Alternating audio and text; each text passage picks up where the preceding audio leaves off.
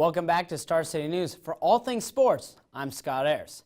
Nebraska basketball will be playing in the championship game in the Hall of Fame Classic tonight after a 23-point win over Missouri State. The Huskers take on Texas Tech and have a chance to prove themselves as a threat for March.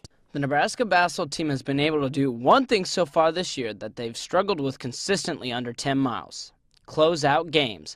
On top of that, they've already had 3 different top scorers. Isaac Copeland leading the team Monday night with 23 points, 7 rebounds, and also had a team-high in assists with 4. Now the question is how Nebraska will handle another big test in the form of Texas Tech, who managed to reach the Elite Eight just a year ago. The Red Raiders took down USC Monday night in a 78-62 victory. They outscored the Trojans 26-11 in the final 8.5 minutes of the game. Texas Tech is led by guard Jarrett Culver, who is averaging 17 points per game with 5 rebounds and just under 5 assists per game. Last year, the Huskers failed to make the tournament because of the lack of big schedule wins. And now the Huskers are already presented with their second opportunity to prove that this year they belong in the field. The Nebraska football team secured a 9-6 victory over the Michigan State Spartans on Senior Day at Memorial Stadium. The cold weather and eventual snow slowed down the high-powered Husker offense, as big plays in this game were hard to come by. But even more surprising was the defensive unit who stepped up against the Spartans. The Huskers forced 2 turnovers and held the Spartans to just 2 field goals. They also had a big 4th down stop to seal the game late in the 4th. Antonio Reed forced both turnovers for the Big Red, by far his best game as a black shirt this season.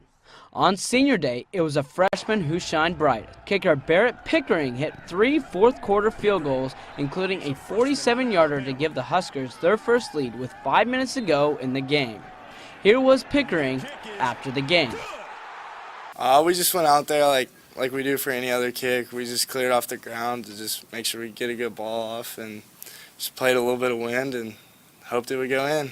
The game might have been ugly from start to finish, but this could be a very positive sign for what's to come in Lincoln.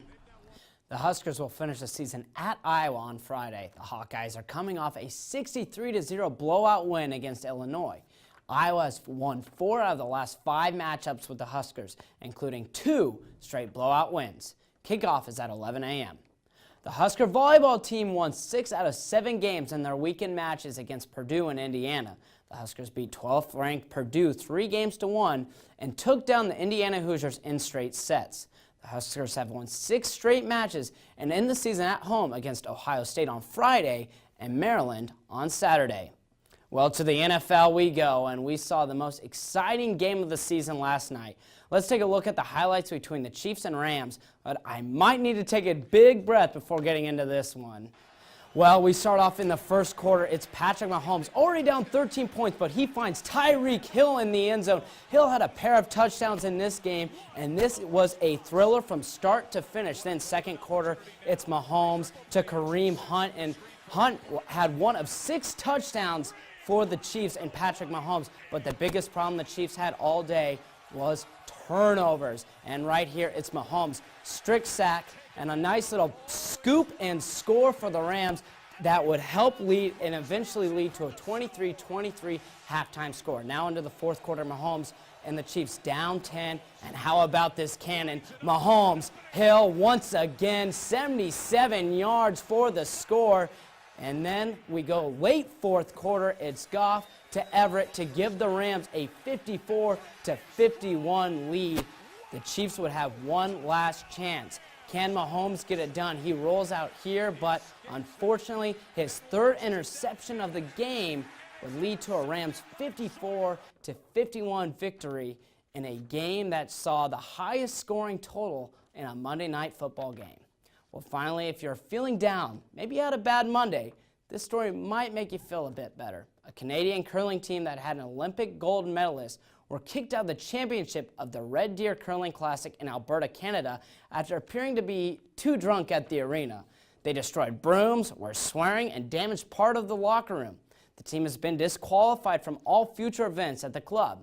So to those who doubt the sport, who says curling can't be a wild, crazy ride?